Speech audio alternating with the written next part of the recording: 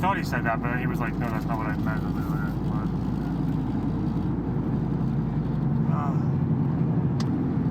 Did August give you any suggestions or recommendations? What he thinks would... Did you give me any suggestions or recommendations? Did August give you any kind of like pointers? No. We have no idea what any of this is going to look like. I was going to say, because it's going to be most likely very drastically different from your Yeah, of course. normal. It's literally the most different content I've ever done in anything in my entire life. Yeah, I was going to say, like, you don't... I can't tell. You don't seem like a voiceover guy, but that could just be because no one's seen you do it yet. I'm not a voiceover guy at all. I'm not even a prepared video content type of guy. Yeah. But, you know, once you try, it might actually end up being, like, really solid. Yeah, but it's like this whole ordeal from start to finish, not including lost income, is costing anywhere from, I don't know, probably $30,000 to $40,000. So Yeah. it's expensive, plus the lost time streaming for 2 weeks, plus the lost like views and the relevancy, plus the not following any other stuff, plus the time I'm gonna have to spend after all the recorded stuff in order to read more script. Yeah, it's a lot. But I mean, it'd be nice to have like, it's like theoretically it's like the culmination or the fruition of a lot of different things, so it works. I could also cut like interviews that I've done before, or other debates that I've done, like with Finkelstein and shit. I could cut that into the same video theoretically.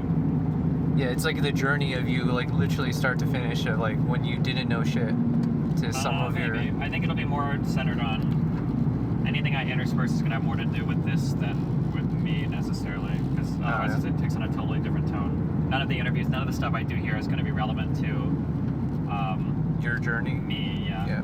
And if it's following my journey, like that would be like a part of the story is like learning more. But if it was the focal point, like the climax would be somewhere around my like debating somebody or whatever, it would feel really inappropriate to use this as a backdrop to that. I don't think I have any desire to do that. Yeah, fair point. Hello. But I guess all the more reason you might want to chunk this out to also get some income back, you know, so even just like economic. I'm not worried about the income. If I was worried about the income, I wouldn't be doing this trip. Fair enough. The Mossad's only paying me like 5,000 USD per week, and I only agreed to 2 weeks, so. We got it on record. Yeah. We got them, boys. Yeah, asked Lauren Southern for any advice. It's the kind of shit she does, isn't it? Yeah, quite a bit actually, but our goals, my goal now is different than her goal was back then. She would have been maybe interested in taking how long with it. I don't know how, actually I don't know how to review on this, I can't even say that. She's fucking fearless though with the shit that I don't think I would do. Like she's like secretly recording, like for her last interview that she did at the fucking border or whatever, she's like secretly recording like fucking cartel people in front of her. Like, I would never risk that shit. Well listen, with these button mics, you can just hide it anywhere.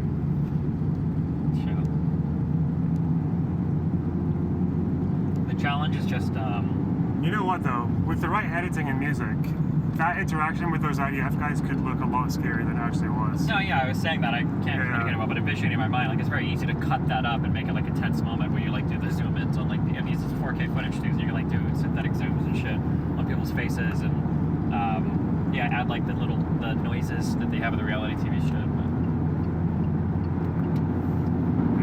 and not over including or under including information. So one of the benefits of being able to build stuff on YouTube though is that like I don't have to feel bad like if I shoot like a 2-hour interview and I think the whole interview is good but I can only use like 15 minutes of it, like I have no problem posting the full interview to YouTube and just sourcing that in like the documentary or whatever. Like if I end up making like if I make all of this into just like a 2-hour video, there would be a link at the bottom of the video to every single individual interview that we've shot, so that I don't feel like it was wasted or anything. Plus it's also kind of cute to think about it that there's a non-zero chance that stuff that's said in these interviews ends up literally sourced at like you. There's a chance that you can be debating somebody in the future, and somebody's like, "What did like you don't think Sharon trusted Arabs or whatever?" And somebody like brings up the Wikipedia, and it's like the source could literally be the conversation that we've shot and uploaded to YouTube, where Palin says that Sharon didn't trust Arabs. And that's cute. Yeah, because some people use quotes from interviews as like kill shots against particular politicians. Bro, that Camp David quote from Ben Ami is like the forever. That was like the strongest warrior of the pro-Palestinian side. Same with what was it? Shimon Peres. His credibility as a negotiator just completely wrecked because in one interview he's talking about how he just wants to pretend to negotiate for 10 years so he can keep expanding settlements. Oh, right? sure. Yeah. Or Rabin's comment about like sometimes I just wish Gaza would sink into the sea. Yeah, It just, yeah. it's always like one off. I hope every time Mordecai Kadar goes on any British or Western media, they just bully him about the fucking Blonde Children Museum. Listen, man. They might have him soon. You don't want to be the one incorrect there. Yeah, hopefully there's still blonde children around when I'm still alive. Otherwise I'm gonna get some serious I told you so's. Yeah, he's on his deathbed. He's gonna give you a call. Yeah, he'll somehow live Yeah. up to me being 80 years old. Wow, we're really doing this. Okay. Why that big fucking truck? The 40-kilometer-an-hour fucking truck. Let's go. None of the Israeli drivers will let you through. If I switch lanes, I'm not gonna be able to accelerate fast in this stupid fucking van.